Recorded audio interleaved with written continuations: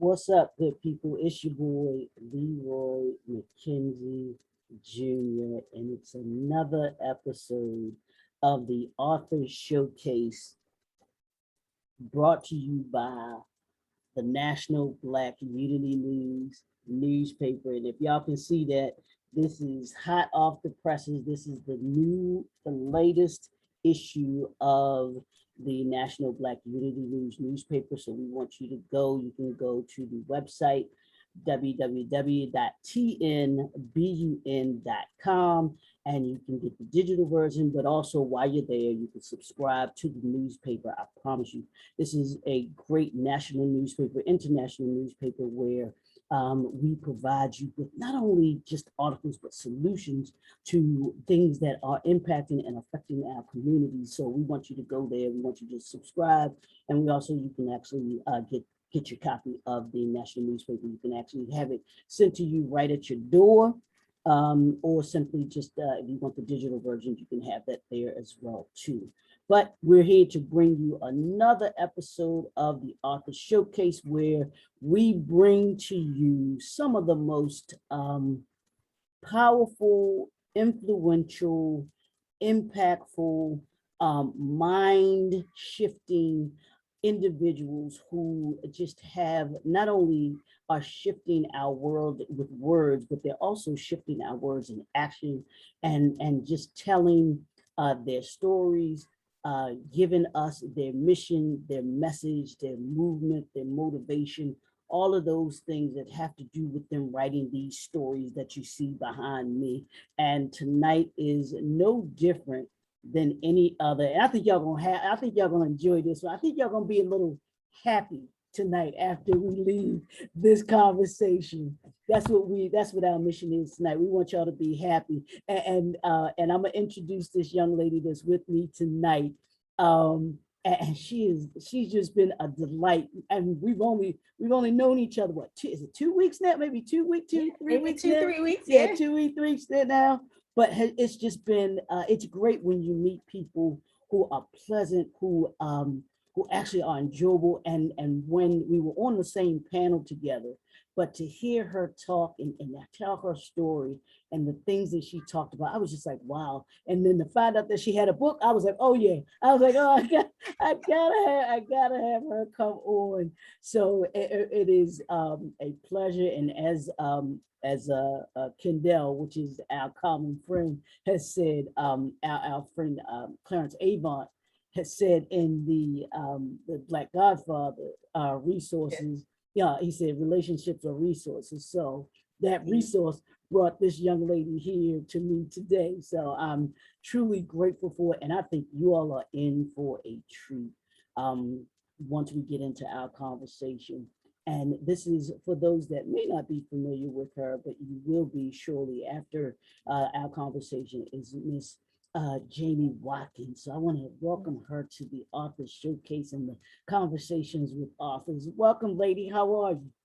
I am well. Thank you so much for the warm welcome. And like you said, the connection, it's just been a delight. It was instant, and I'm loving the energy and all the vibes that you bring. So thank you so much for sharing your space with me and giving me the opportunity to share with the community that I consider myself now part of. Yeah, absolutely. And thank you for joining us. Thank you for being a part of the Author Showcase.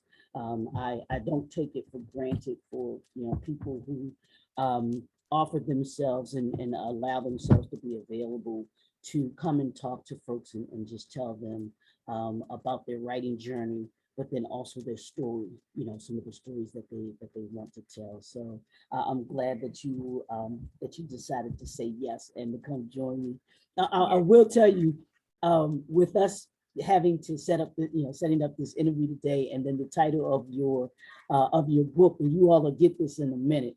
But I started thinking about the song by Pharrell, Happy. Yes. Right.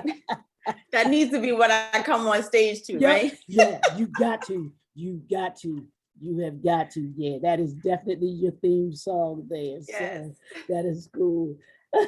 I want to start off tonight by having you just introduce yourself to folks and tell them just a little bit about who Jaime Watkins is, and your just a little bit of your background, and then kind of how you got to be where you are today, if you can.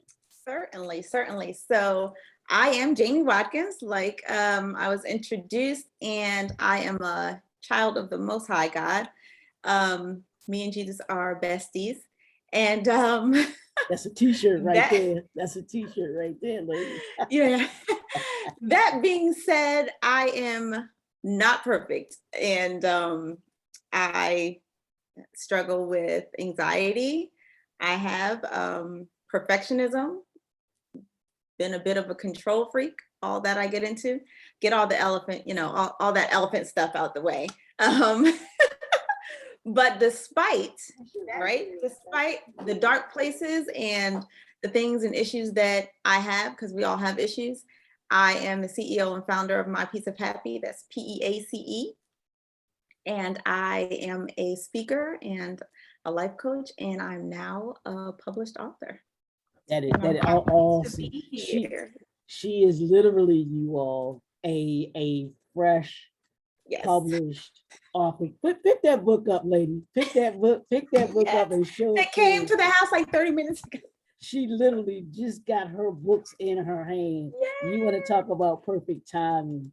That was awesome. That was awesome. And this is, as she mentioned, this is the first book. So I'm just tickled pink that came in perfect time. Just in time. To do that. So that is so cool.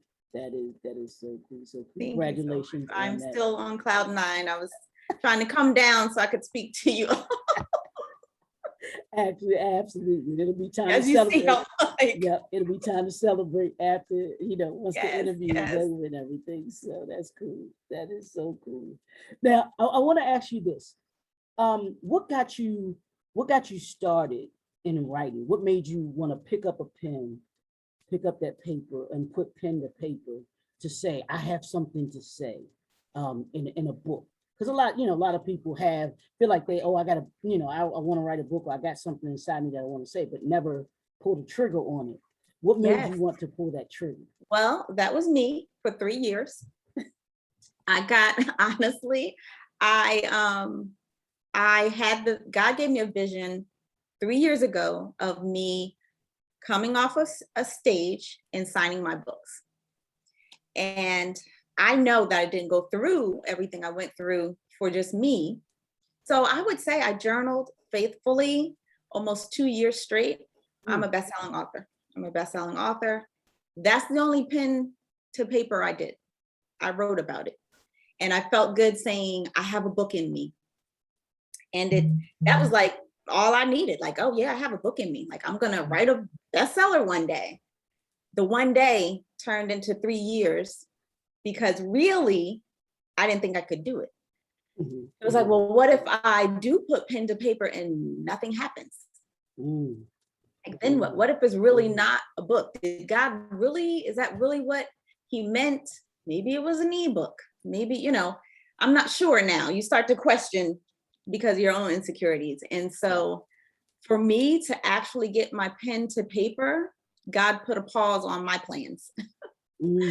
So I went all around the book. I'm going to coach, and I'm going to get my certification, and I'm going to speak to groups of women, and I'm going to do everything and just say I have a book. And earlier this year, I do a word every year of intention. My word was greater. And so as a matter of fact, so this was my word, right? 2021, greater. I have it around, I have the visual. And so I'm waiting. Now that's key. Listen to that, right? I'm waiting for the greater. And so I'm like, okay, like, oh, is this it? Is that it? And I shared this story before. It was almost like God had my mom voice, but I heard, don't ask me for anything else till you do what I told you. And it was like, oh, ouch. Conviction was like, you know what I'm saying? Like, okay. And I was like, right. Like, and it was very clear, like the book, like you keep, going around what I've already shown you. And so I got convicted. And so I was like, you know what? You're right. Like, right. Do what he told you to do. And so I still had that, like, I don't know where to start. I had not rented, I had gotten a hotel room, reserved a hotel room for 10 days.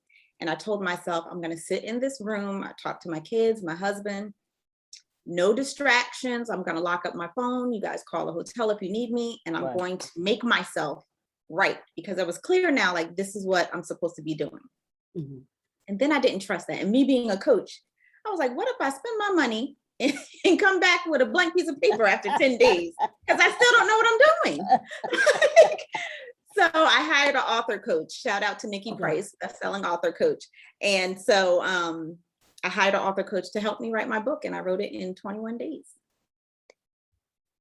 And that journey, let me just say, 21 days was not like a 21 days. It wasn't about the book. God wanted the transformation.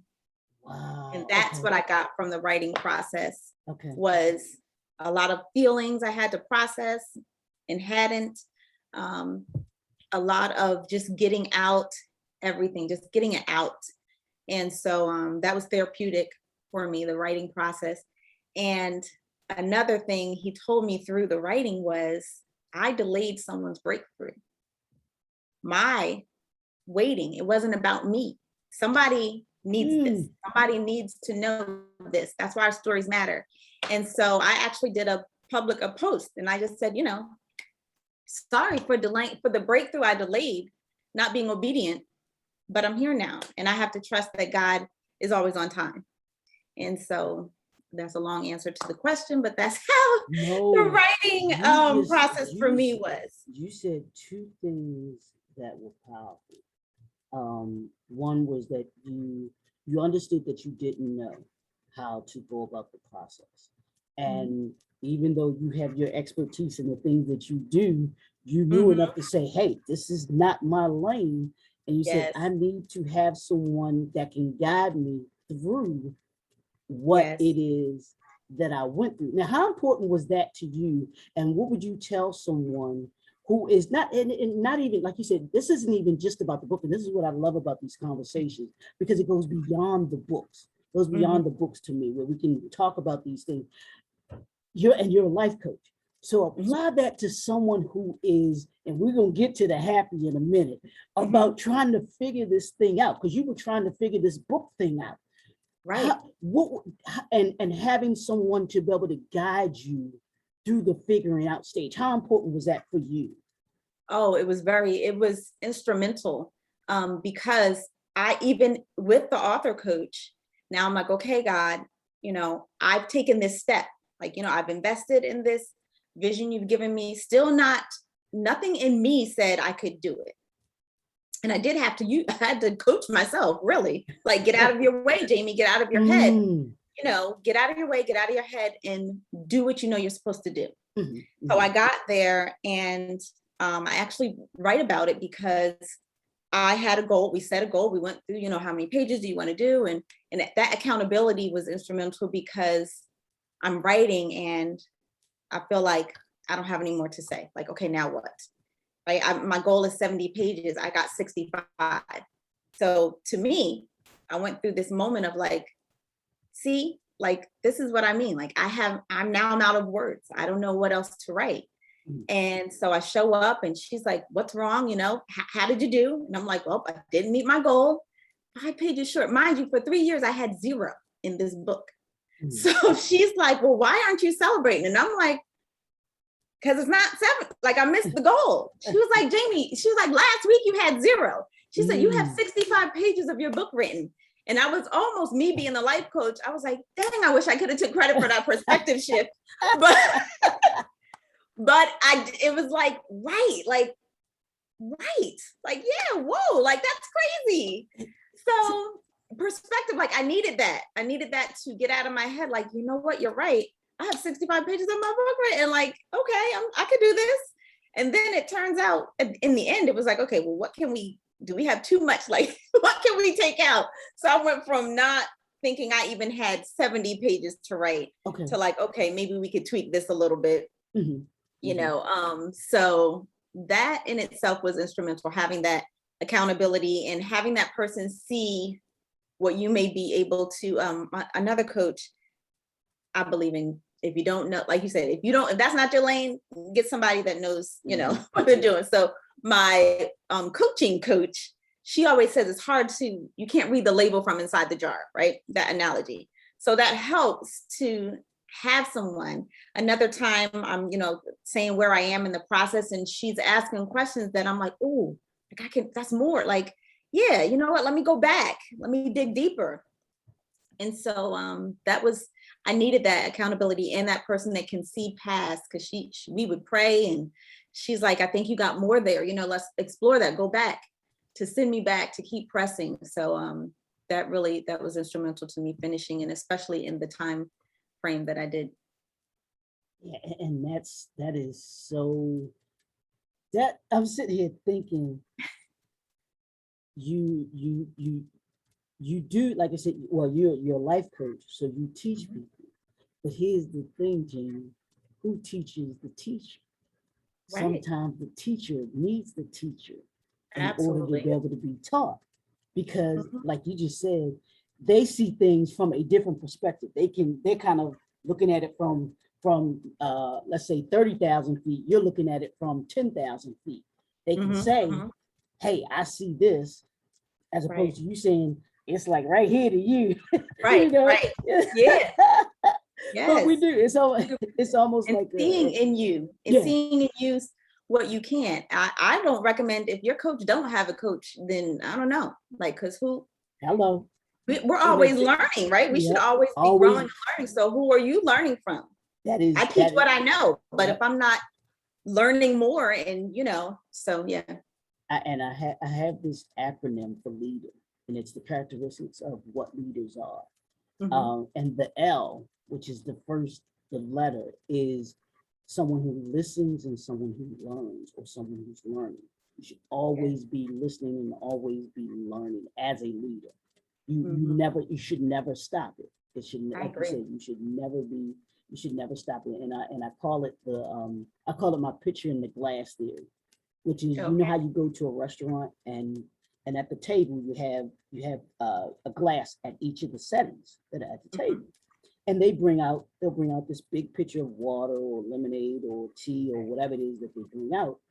The pitcher is used to pour into the glasses that we have there. Sometimes with a pitcher and we're filled and we pour into others. Like you said earlier, that book, the book that was inside of you wasn't for you. That book ain't got nothing that book has nothing to do with you.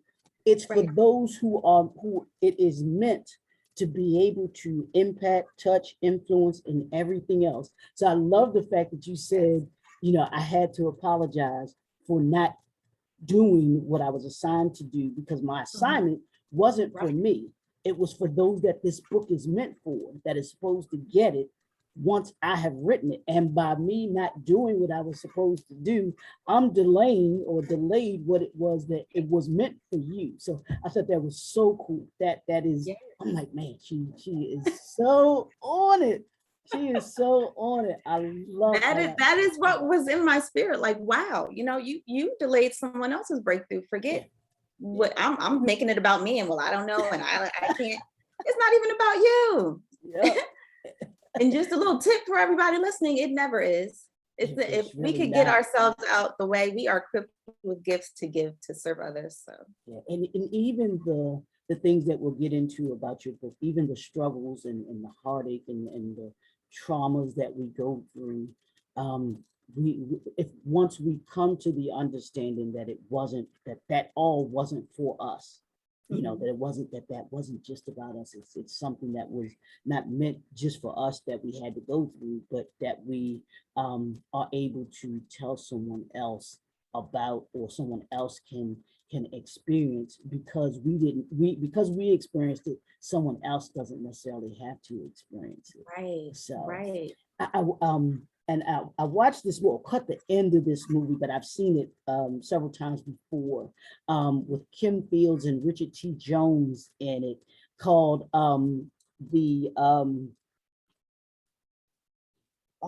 man, um, uh, It'll the come to something of faith, but the story is about this pastor and his wife you. and their children.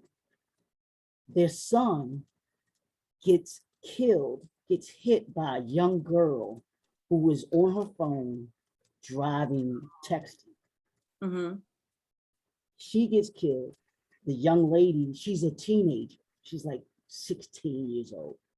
Mm-hmm. Working at she works at a restaurant or whatever that's in the town and everything where they are. And her mom tells her, you need to stay off, stop texting on the phone, something's gonna happen. And the tragic thing happens. And of course she has to be accountable for it. And everything like that. So Richard T. Jones' character and Kim Fields, they're just devastated because their son is killed. Son is taken away from them. Their son is only, I think he might have been 10 or so, something like that. He's walking home from school. He's on his phone, getting ready to cross the street. Not looking at the car. She doesn't see him. Boom. So they're devastated. And him as a pastor, he's questioning God. Why is all of this? And his wife and everything like that. And he's building, in the meanwhile, he's building this, building a new church, big old building, encounters a gentleman who's a contractor. The contractor is in this debt over his head. He's trying to get money to be able to save his daughter who needs a transplant. I think you know where I'm going with this. Yes, so they get to use the son's. And the story, and I don't want to tell the whole story, but the story is about these three families that become intertwined because of these encounters. The contractor winds up blowing off the preacher initially. He's like, look, y'all, he because he's white, the contractor's white, and Richard T. Jones, of course, is black. So he kind of was prejudiced, prejudice, racist, or whatever. But so he, goes away, but then he winds up having to winds up coming back to get the gives them the contract. They're able to do what they need to do to build a church. But it's the ending of this movie. It just shows you how God works with things, how they lost the son, but the young lady's life was saved. Yes. She was a singer trying to get a contract. It'll just had me bawling, I swear. I'm sure. I swear. I'll send you the name. I'm an empath. I didn't mention that. But yeah, she come. They're having their service of the of inaugurating the church and everything like that. And meanwhile, they don't even know. They don't know. Oh, they don't know who got their son's organs. Yeah, they don't know that the daughter that the daughter got her. I think it was just that she got his heart or whatever it was. And so they come in, and this because he's the contractor, so he's gonna he's gonna be there. So he had found out, of course, beforehand. So they're sitting in the service, and the pastor brings the other young lady, the one that killed their son, driving, was there because he talks about forgiveness and how he'd actually got her not able to have to go to jail because he talked to the judge and everything, all of those things. So you see them, the mother, Kim Fields, is singing and she can't finish the song. They're coming in, and the young lady, because the young lady goes to church and everything like that, but she finishes the song. Comes in singing the song. And as they're I guess once they're singing and they're up there, congratulating everybody, they tell the family that she was the one that their son's organs had gotten donated to. And it was just such, because the mother she had taken on like she started a campaign to raise money for awareness, for I guess texting awareness and stuff like that, because she was going around the schools and everything like that. But it was just awesome to see that whole transaction, but you never know the impact of what we say, what we do, and how God operates in doing things. We The don't have a master clue. orchestrator. Yeah. We don't Yes. have a clue why Yes. he does things, but he always has a purpose for everything that we do. So that book you got has purpose. That book you got Absolutely.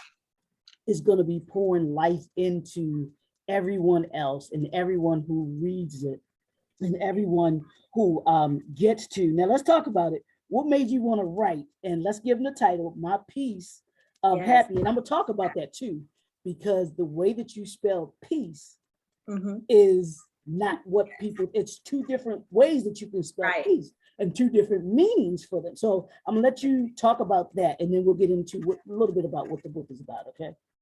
Yes. Oh, my piece of happy? Well, I will accredit my sister to helping me with that. But I was explaining to her when I started this journey, it was just I had to do something, right? Do what I can with what I have Mhm. after um, getting to that place. And so I was going to do a blog. I decided to do a blog. I'm like, that I can do. That doesn't take a lot of money, right? No excuse. Internet's free. I'm going to start a blog and just start encouraging women.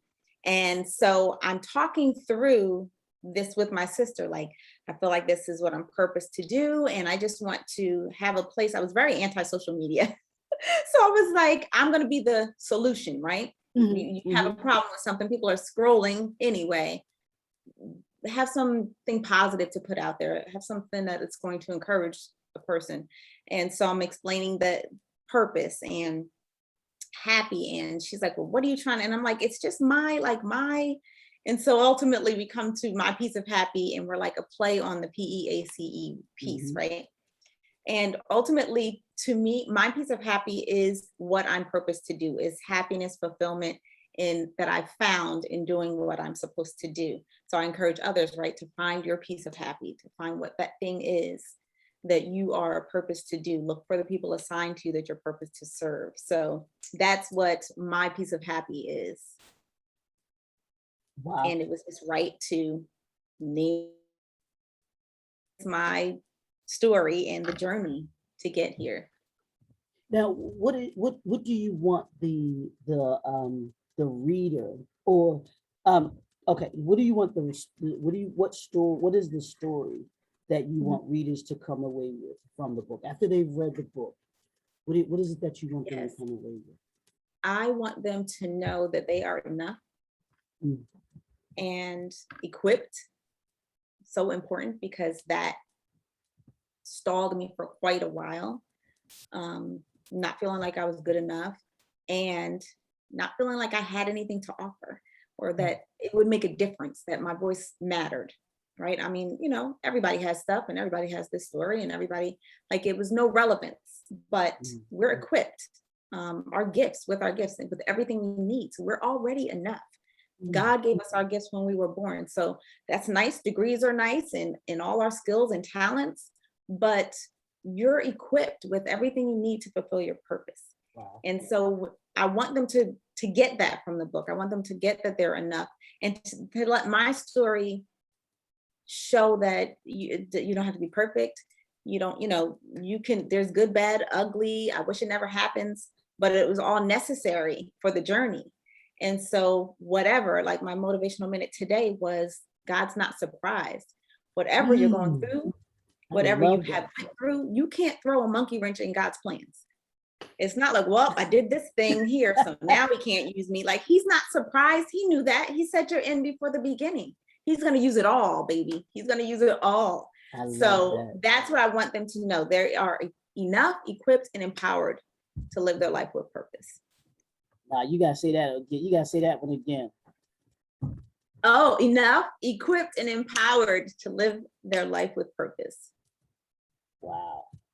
Yeah. I'm sorry, y'all. I'm taking notes while I'm here too. So y'all just got to deal with it anyway. But I love that. I love that, and I think that some people don't understand sometimes that God already knows. Like you said, there's nothing that we do that surprises him. He already, and I try to get people to understand that he knows the beginning and the end. Right. So it's not like, I was on a, he was gonna, I thought I was gonna, but now this happened. You know, I thought he was gonna go that way, but he went the other way. So no, that's not how he works. And we disqualify ourselves because, you know, we think we know, like, well, he could have used me, but then I did this. You know, he could have used me, but then that happened. He knew that. You didn't fulfill any plans. His purpose for you is still there. You know the plans he has for you, right? Jeremiah 29:11. So nothing you can do to change that. Nothing.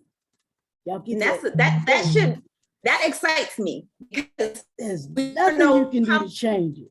We know our past that we want to maybe be ashamed of or not tell or not.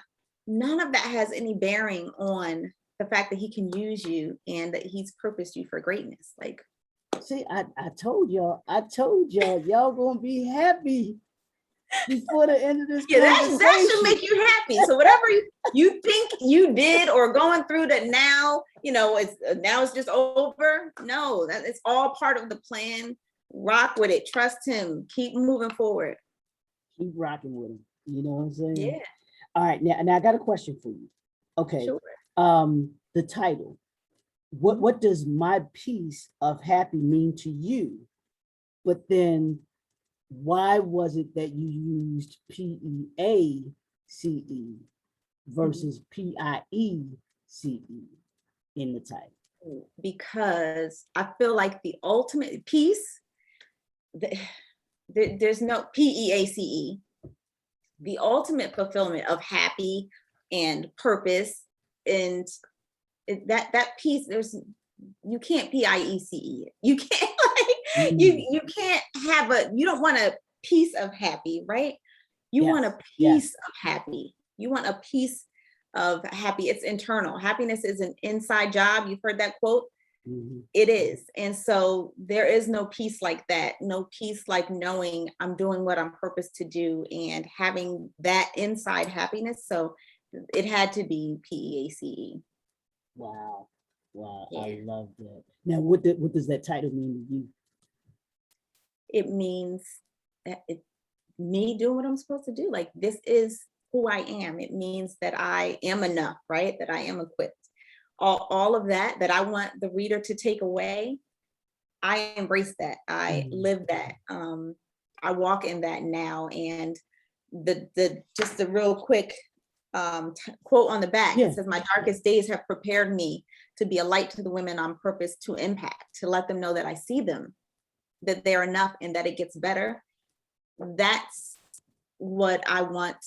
That's what my piece of happy is. It's the journey. It's being one place and surviving and overcoming and growing to know it gets better, that this too shall pass, and that you can find peace in all of that, in all of your story, and that you can continue to write it in regards to your purpose. I love it.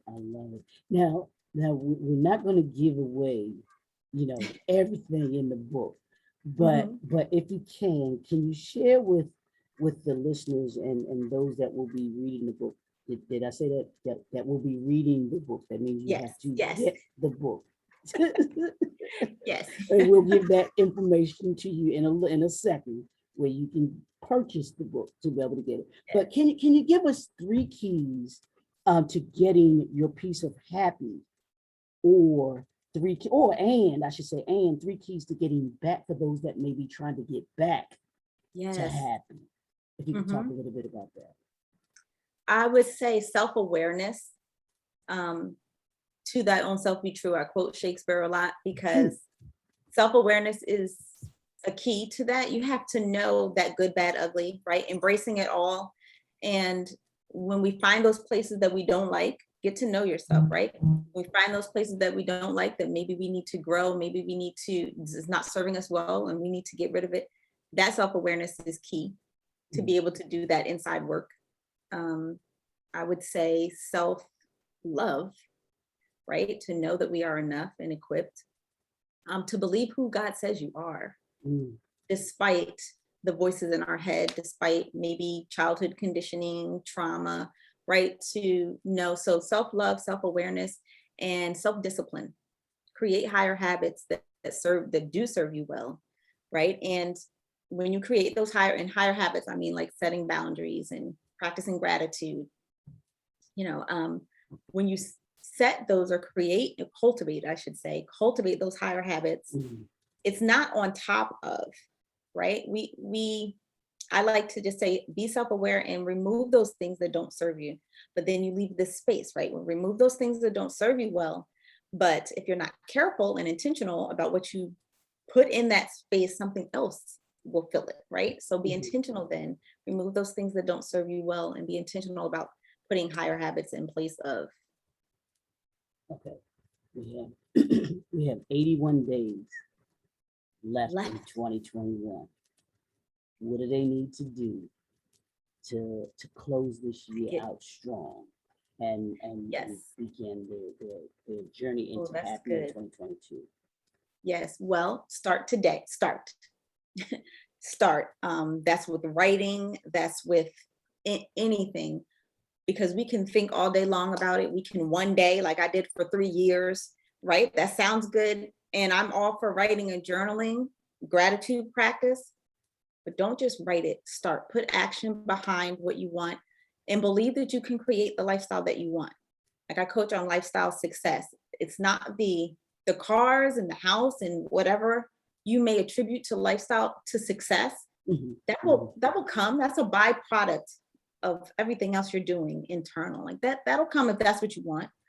But lifestyle success to me, which I go into, is the internal work, the self-love, the knowing that you know yourself better than anyone, right? So to create and tell our own story, know that your story matters. So for 81 days left in this year, I would say start with, I'll give you a couple of, right? You can start this week. Start with setting aside at least 15 minutes, right? I'm not even going to stretch you to say an hour. 15 minutes, set a timer and sit with yourself.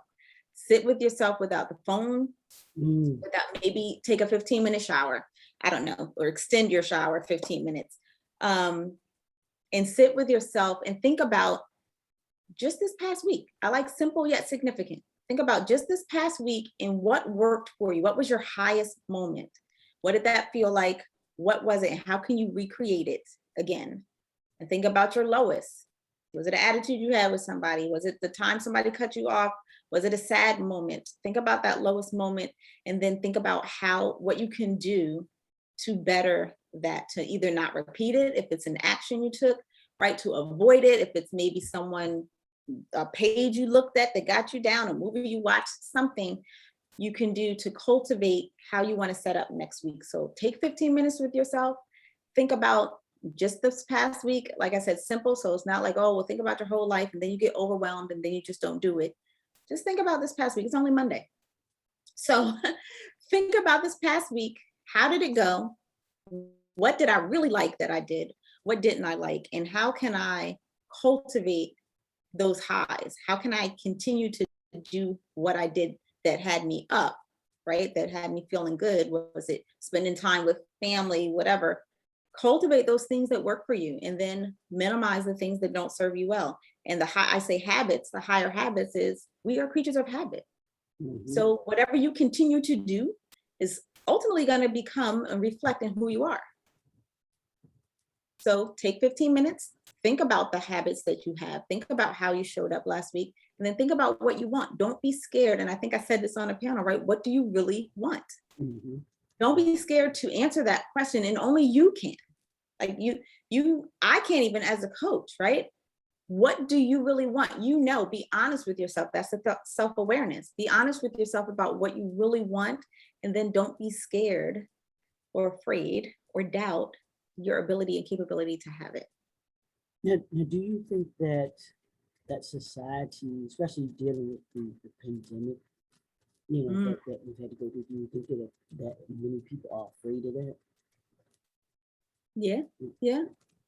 This pandemic did a job. It did a job. Yes, and I do think it was both sides because you also had people shift in perspective to say like, hey, wait a minute, like if this can go down, right, what's really important? Right. And see that, being shut down with family, that family is important and valuing that time. And so a lot of good did come out of it. And on the other side, I don't want to, there were people that were alone. There were people that lost a lot of their family, right? So it was very heavy for some people. But I will say with society now, with anything, like I say, good, bad, we can decide for ourselves who we want to be, really, who we want to be, and then decide what we have to do to show up that way. And maybe asking for help. It may be taking medication. It may, whatever it is, that's going to be that self-assessment. Where am I really? Right? Maybe you don't want to take, and I had somebody, a good friend of mine recently post how she fought medication for so long. And it's a stigma in the church, and like you can't have God and a therapist, or you're not saved if you're on medication. And she had to overcome that and realize that, okay, God put these things here, right? Let's use wisdom and make use of them if needed. And so to that's part of being real. Like, what do I really need? Right? Am I any good to myself? Am I serving myself and my family well without this? Or might I try this approach and see if I can show up better for myself? And so shout out to, I'm not saying names, but to her for doing that. And so I say that to whoever's listening, really, what do you really want? Be true to yourself and what you need, right? On my self-love Sundays, I'm always like, make sure you get what you need, right? Not what somebody else tells you, you know what you need. If it's rest, if it's grind, right? Whatever you really need, make sure that you do that for yourself. That's all under my umbrella of self-love. But yeah. I love it. Now I kind of glossed over it, and I'm coming back around to it now. But you said you wrote a book in 21 days. How you go from it took me 3 years to even get started on it to it being finished, or in the book form in 21 days, ma'am. Yes, God. I'm telling you, obedience, I will say. I really believe it was God's reward in obedience. Just starting. Once I like, okay, I'm doing this, right? Like I said, my coach was like, okay, you have 65 pages. Like, let's not sleep on that. Like, oh, right, yes, that's right.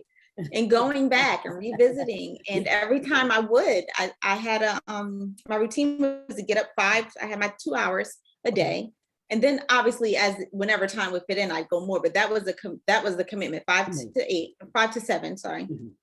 So that was my commitment every day to write, and so I figured get it done and over with. Then I know I did that, and then any more time during the day, I find okay, great. So I had the 2 hours every day, and I would just like, this is what I'm doing now. I'm writing, and it helped me to just keep praying. Obviously, I would always pray first, and then to keep going back. Like, okay, I told this story. What else? Like, how did I tell it on surface level? Like, can I go, or did I gloss over it?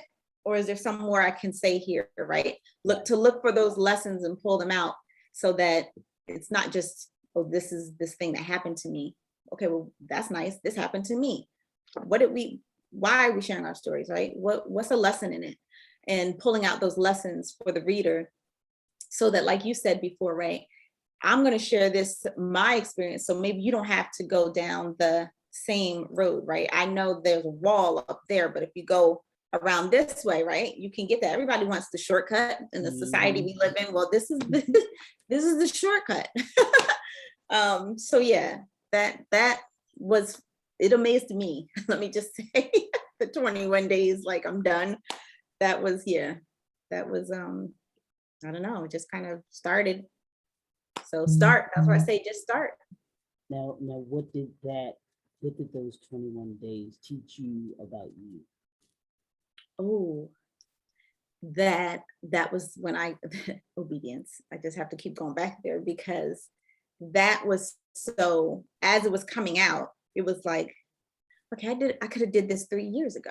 Like, if all I had to do was start, Like, so it was like, wow, I realized how much I write about perfectionism and how I overcame. I didn't overcome because I was right back at it when I was like 65 pages isn't 70. Like, so it's not that I overcame it. I may have good days and I can quickly go back, like the anxiety, I can quickly go back there, although I can manage it. So it taught me, one, to just trust God, trust the process. And I was just amazed that like all I had to do was start, and that I really had gotten in my way like that. Like I hadn't realized it until I was doing it. And it's like, wow, okay, so for 3 years, like what stopped you then? Like me, I just didn't start. So so that was a eye awakening moment, because now there's no stopping me. Like now I'm okay, like all I have to do is start. Like I can go from, I don't know, I'm not a writer, I don't know how to do this, God, like are you sure you meant, a book? And one of my coaches was like, well, maybe, do an ebook. And I was like, oh, that's not what he showed me though. Like if I'm gonna listen, I gotta listen. Right? Don't try to like, well, I'll do this and see if I can slide that, like, is this good enough? Yeah. Right? So like I did it. Yeah. That's not what I told you. Right. That is not when your teacher gives it back, like go back and try again. Right. So that for me was just the trusting the process, and that it got done through just having faith and trusting the process, that I did not know what I was doing and I got it done. So that helped me with that perfectionist, that like, I have to have this to do this. Well, I got to take this and I got to do that, because or else, all trying to line up all these the ducks in a row. Right. When God's like, look, I got you. Just do what I said. And I've equipped you, and him pulling that out of me. So that was the transformation for me, and being able to tell my story without reservation. Like, it was like, once I was writing, it was like, well, this is coming out. Like, yeah. Then this happened. Like, yeah, I don't know about that. Like, I remember my mom was reading.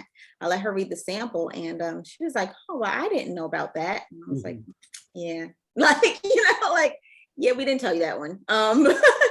But that was freeing too. Just like, this is me, and this is what you get. This is it. You know more than some of the readers, and they ain't read it yet, unless they saw the panel. But it is what it is, and that felt good too. Yeah, and that's the thing that I tell, especially authors that are writing about their life. And I tell them two things. One, like you were saying, if you get stuck or when you're stuck, just commit yourself, even if it's a minimum of 10, 15 minutes a day. Just start writing, because what happens is that 15 minutes is all of a sudden going to go by so quickly. You'll be like, oh, I didn't finish that thought. I gotta get that. I gotta get that out. I gotta finish that. That 15 minutes becomes a little longer. That 15 minutes, that 30 minutes becomes a little longer, and you find yourself getting, kind of getting the wheels going and moving. So if you ever feel like, for those that may feel stuck, just say, I'm going to commit 5, 10, 15 minutes. Just sit down and write, even if it's one word. Just write that one word, and that one word becomes 2 words, becomes 5 words, becomes 10 words, and you get your brain starting to move. It starts to move in the direction that you push it in, and that's one of the things that I've learned probably in the last several years, that the brain will follow whatever it is that where you take it. So, and then we talk about our thoughts. What you feed it. Absolutely. And that's why I guess those, and I'm sure you do this with your clients, with the vision boards and everything like that, because it's a trigger. Your brain will start to work towards those things that it sees. It's like, oh, I gotta get there. I gotta get to that. What do I have to do in order to be able to get there? So that, and I like that one word, even if it's one word. Because it was the going back for me. Like when I would get stuck, like, just go, I don't have a choice. I've made this, right? Just go back to the one word and just break down that word. Okay, well, what does this word mean? And why did I write this word? How does the word make me feel? Like, it'll start coming. Yeah, it truly will. And I want to ask you this, and I tell some of my clients that are writing their own stories, and I asked them this question. I asked them, are you prepared to go back to that place that you came from? I said, because here's the thing. I said, especially if it's a traumatic experience and it's things that you have to deal with, you're going to go through those emotions again. So you have to be ready. I went through lots of tissue. You gotta go through, you're gonna go and experience those same emotions, those same feelings again. Did you find yourself doing that and having to retell that story? Definitely, yes. I went through a lot of tissue, especially writing about my dad. So I did. And that's why I said it was almost therapeutic, because when I wrote about my dad, it was feelings that I don't even know if I felt at the time. Like, you know, because it was almost like so traumatic and shock at the time. That now I could, like, because it has been so long since he passed, I can feel it and just cry about it, like, and not have the, you know, like, so that felt good, like, not good to cry, but it felt good to get the release, to get that out. Exactly. You know? Exactly.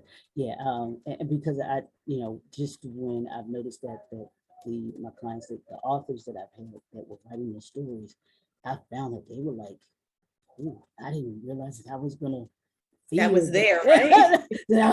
And right, like you said, and it became, like you said, and each of them has pretty much has said that too, that it was therapeutic for them too, because it was about that release. And you know, and I tell people the body, the body, and I have to use this kind of metaphor or whatever, but the body has to release itself, whether it's in a physical form or it's going to the bathroom, or an emotional form. It can't hold on to it. So it's, or if it does, imagine if you had to hold in yourself. That's the same kind of effect. It's gonna hurt you, right? It's going to hurt you. It will tear your insides out. So the body is going to release it in the easy way or the hard way, you know. Right. It says, look, I've got to get this out the way that I'm feeling, and it can come out in different ways. And I'm sure with you being a life coach, you see that it does come out in you know, in different ways and everything like that. So it's important that we do you know, that we do get those emotions out that we have. Definitely. That we, whether it's talking to someone, whether it's writing a book, to you know, to be able to do that, to be able to, even if it's just for you, to be able to get it out and everything like that. It's a whole nother discussion, but I feel like that is, you know, the stereotypical thing with males, not to be able to release. And it's like you're dying younger, heart disease, stress, that's all because you're not releasing. And I mean, we're taught as little boys to be unemotional, to be unattached, to not show emotion. Oh, if you know, big boys don't cry, you know, men so don't. Where's it going? And nobody wants to deal with that. And then when we get older as men, and we get into, you know, when we get into relationships, and one of the things that the woman that we're in a relationship, well, he won't express his feelings to me. Well, that's because he's been taught not to his whole life, and then all of a sudden you're telling him, well, no, it's okay for you to do that. Like that takes a whole new revamping and everything. So it's important that we have that. Now, real quick, what advice would you give to an aspiring author? Because this is your first book, so you've gone through it now. I want you to talk to them a little bit about that experience, and what advice would you give them about completing their project or writing a book in general? What would you say to them? I would say what I have said, I'll reiterate, to start and don't stop until you're done. Start, don't stop until you're done. Don't, and someone might disagree, but I can only teach what I know. So I would say start and don't stop until you're done. Don't do I'm gonna write, I get blocked, so I'm gonna sit it aside, and then 2 months goes by. Stick with it, commit, and start and don't stop till you're done. I would say also let those emotions come, because the reader's going to feel that, and that's how you're going to relate. So when you get that first surface level out, like, okay, this is the story, go back and go deeper. Right. Okay, what's really the story? How are you really feeling when that happened? And it's your story. So I would say tell it boldly and know that it is not just for you. So trust that when you don't second guess yourself, right? Trust that your story matters and that it is going to impact the lives that read it. Wow. I'm loving this now. What's next for you?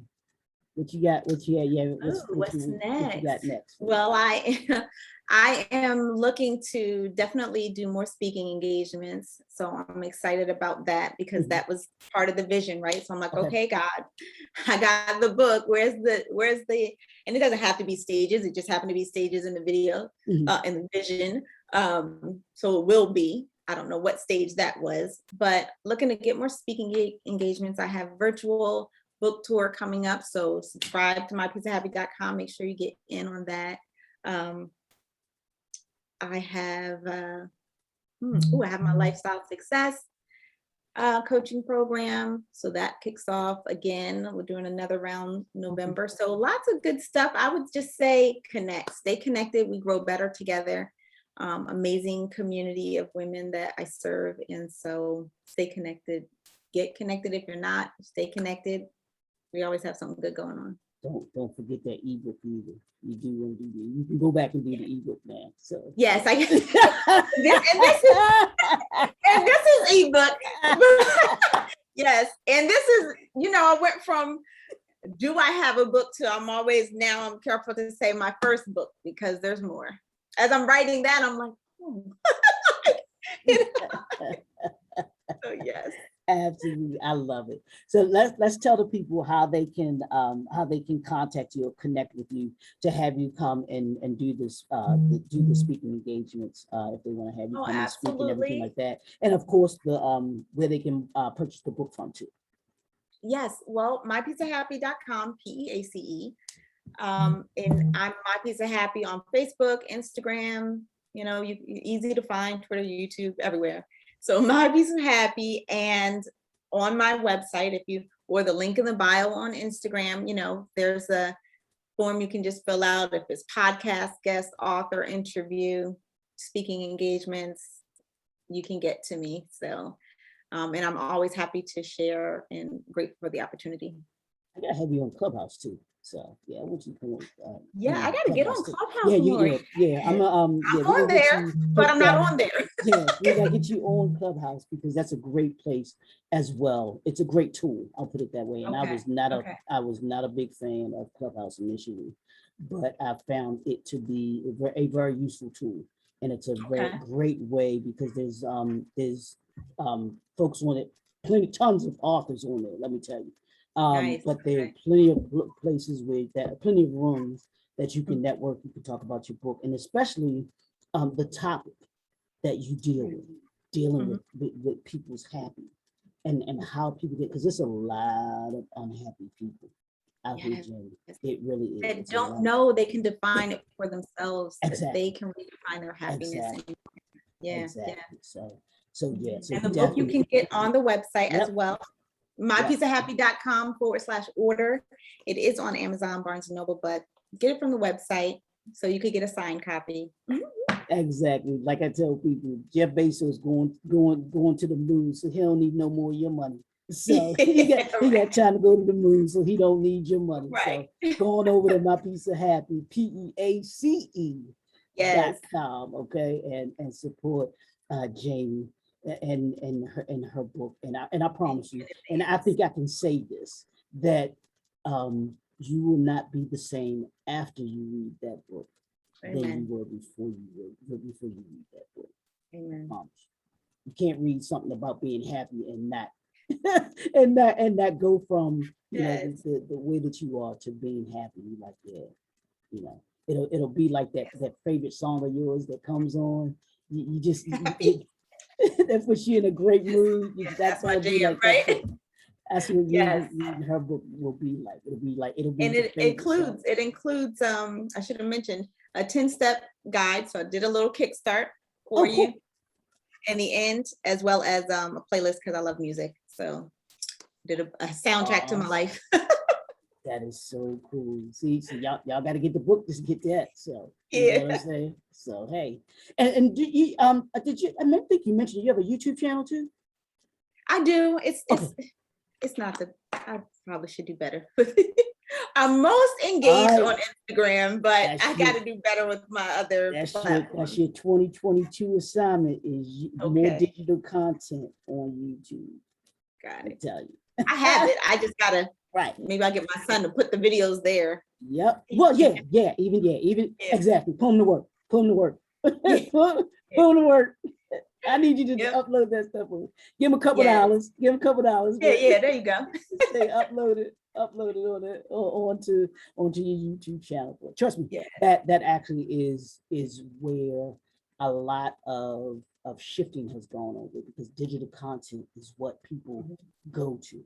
They go to. So even if you're not that, like you said, even if you're not there, you're still there because people can always go Yes. to get to get your content, and you can always be reading, always be listening and Mhm. reading. They could read the book, but they can also Yeah. listen to Podcast. You on said YouTube listening. as well. Because the My YouTube Pizza can Happy podcast every Mhm. Wednesday. Yep, I just keep thinking of stuff. yep. The YouTube can direct them to the book, to the website to get the book. Nice. So absolutely. Yes. Jamie, this has been, and I knew it was gonna be fun. I told y'all it was gonna be happy. I told y'all it was gonna be happy. It was going to be happy. So it has been just an absolute honor, pleasure, joy to be able to have this conversation with you. I thank you for being obedient to what God told you to do. And on behalf of those who will be the benefactors of you being obedient, being and now being happy, you're gonna have people coming up to you. It's the happy woman. It's the happy woman. The happiness coach, yes. Yeah. There we go. It's the happy woman. So when y'all see me, it's the happy woman. So thank you for joining me on the Thank you authors for having showcase. me. The conversation with authors. It's been a delight. I enjoyed. I'm glad we were able to connect. I'm glad you said yes to come and be a part of the authors showcase. That is in the current issue of the National Black Unity News. You can actually go there, as I mentioned, to www.tnbun.com. You can also go to our YouTube channel and watch all of the other authors that we've had in and a part of the Author Showcase. We're coming up on 2 years now, Jamie. 2 years of the Author Yes, I Showcase. love At the it. beginning of the year in January, we started January 2019. So, Awesome. no, I'm sorry, 2020. We started in 2020 Okay. because this will be our second year. But it has just been phenomenal. I enjoy these conversations because, as I tell the authors, it's more than just the book. It's more than just these books that you all have. It's about these stories that you all tell. It's about the missions, the messages that you all have, the movement, the motivation that you all have, so that people can know when they have that book in their hand, they can actually think about the conversation that you had talking about writing the book, or that journey to writing the book, or even some of the things that are in the book, so that they can correlate it to what they actually relate to you more, a more intimate thinking of who they are, because people buy from who they can relate to, who they feel comfortable with. And that's what I try to do with these conversations, is make people feel a little more comfortable and have a little more understanding, give you a little, behind the scenes, backstage kind of thing to some phenomenal writers, some phenomenal authors. That's what you all are, because you all are just, I've met some just great people that I would not have ordinarily met had I not had this platform. So I'm thankful, I'm grateful, I'm honored for everyone that has been a part of the showcase. And so I just say thank you. Thank you for taking time out of your myself schedule. and the other authors, thank you for this space. Yeah, and that's what Brother David Murphy, who was the editor-in-chief of the National Black Unity News, when he came to me, we specifically talked about, he wanted this to be a platform for authors who might not, who might not ordinarily have a platform to be able to, to be able to talk on, because mainstream, these some of these aren't going to be mainstream, mainstream media isn't going to pick up or whatever, but we have to have our own. We have Yes, to have our own. So, yes, that gives us a place that we know that authors can come to. They can Mm. they can talk about their mission, their messages, their movements, and their motivation, I love it. their books, and all of the other things. Because it's more than, like I said, your life coach. So folks need a life coach. They want to go and they want to look up Jaime Watkins. They want to Yes. connect with you, and so that she can help y'all get to your happy. So, Yes. so all of those things. So Jaime, once again, thank you for taking time out of your busy schedule to join Thank me you. today. I appreciate it. It's been great having this conversation with you. This has been another episode, y'all, of the National Black Unity News and JNF Enterprises, the Author Showcase, Conversations with Authors. It's your boy, Leroy McKenzie Jr. We're in 2021, you all, coming to an end of 2021. And as I always say, 2021 is about leaving the familiar to elevate your influence. And what better way to elevate your influence than by having your piece of happy, having your piece of happy on that next level that you go to and bringing others along. So we'll talk to y'all soon. We'll see y'all next time.